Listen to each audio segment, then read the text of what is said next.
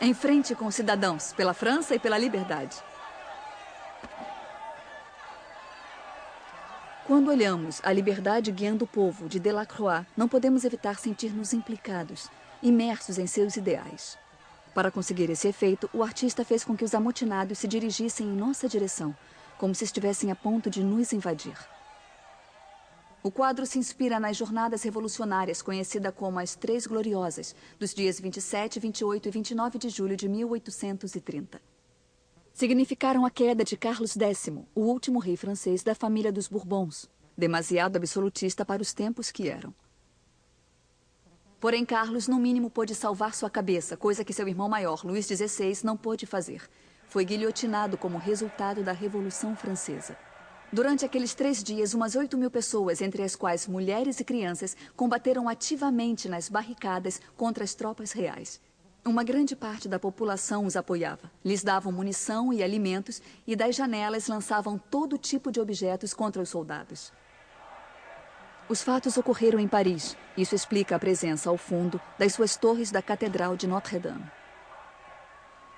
A figura feminina que ocupa o lugar central do quadro é uma alegoria à deusa Liberdade, que reclama a atenção do observador, não só pelo seu tamanho, mas também porque mostra o torso seminu.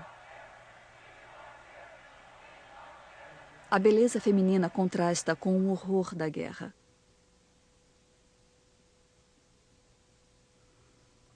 Mas essa deusa da liberdade é uma mulher do povo.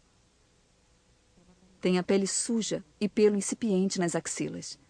No entanto, seu rosto desprende confiança e serenidade. Em uma das mãos, leva o fuzil com a baioneta armada. Com a outra mão, guia os combatentes e issa a bandeira revolucionária francesa, que também ondeia em uma das torres de Notre-Dame.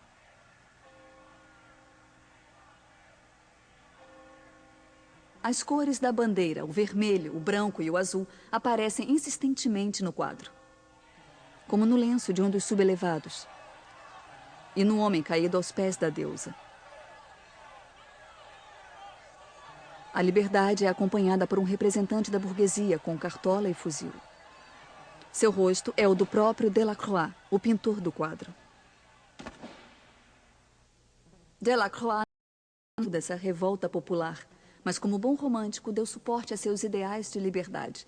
E nesse sentido escreveu: se eu não vivi pela pátria, pelo menos pintarei pela pátria.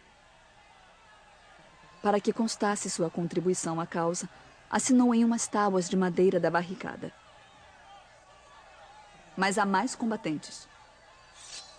Como o trabalhador com gorro e camisa branca que segura um sabre, simboliza os quase 6.000 trabalhadores das oficinas tipográficas que tomaram as ruas para protestar pela forte censura a que eram submetidos os jornais, considerados pelo governo como instrumentos de desordem e agitação. Ou como o garoto armado com 2 pistolas e o que está prestes a pular a barricada. A presença deles é uma homenagem aos jovens e adolescentes que participaram nos combates. Atrás, a multidão avança, envolta em uma atmosfera fumegante. A aparição de um representante do exército napoleônico nos indica até que ponto os antigos membros dessa corporação estavam fartos dos diferentes governos monárquicos e desejavam uma mudança. Em primeiro plano, um corpo meio despido está deitado no chão. É um recurso do artista para nos dizer que nem todos os que participaram na Revolução o fizeram movidos por grandes ideais. Também houve mendigos organizados e criminosos do Bafon que roubavam tudo o que podiam, como os sapatos e as calças deste cadáver. Apesar de tudo, a vitória é iminente. Em primeiro plano, também vemos os mortos do exército contrário à Revolução, os fiéis ao rei, mas ainda haverá mais mortes. Os cidadãos falaram, um desejo os une, liberdade. Obrigada, Delacroix, por essas pinceladas de arte. E já sabem, vocês têm um encontro com a liberdade guiando o povo no Museu do Louvre de Paris.